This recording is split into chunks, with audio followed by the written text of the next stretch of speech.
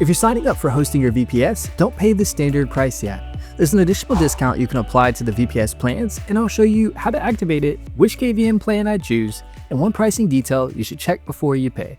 Click the Hosting Your VPS link in the description below, and you'll find my exclusive Hosting Your VPS coupon code right next to the link. Enter that code at checkout to apply the additional discount. This is an affiliate link, which means I earn a commission if you purchase through it at no additional cost to you. Once the Hosting Your VPS page opens, choose the VPS plan that works best for you and continue to checkout.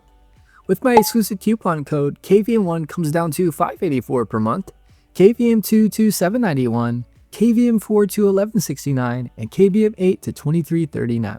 The question then becomes which server you actually need. KVM1 gives you 1 vCPU, 4 GB of RAM, and 50 GB of NVMe storage. For a light website, small application, testing environment, or relatively simple Docker deployment, that can be enough. KVM2 is a plan I'd look at first for most serious projects. You get 2 vCPU cores, 8 GB of RAM, and 100 GB of NVMe storage. That gives you considerably more room for things like Docker containers, N8N, Node.js applications, databases, or multiple services running on the same VPS. KVM4 and KVM8 make more sense when you already know your workloads need the additional CPU, memory, or storage.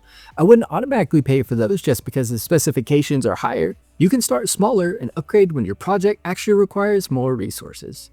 Before you continue, check the billing term. The lowest advertised monthly price normally requires a longer upfront commitment, so compare the total you're paying today rather than looking only at the monthly number. Also look at the renewal rate. Your introductory discount doesn't mean the VPS will renew indefinitely at that same promotional price. That's the pricing detail I check before completing the order. One other thing that's important with hosting your VPS, this is self-managed VPS hosting.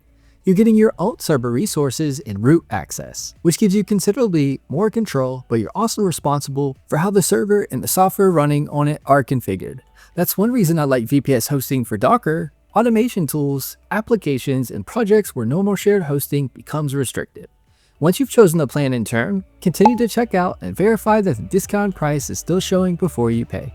You don't need to search random coupon sites or manually test a long list of codes. Use the Hosting Your VPS discount link in the description, confirm the discount at checkout, and then choose the VPS resources that actually match what you're planning to run.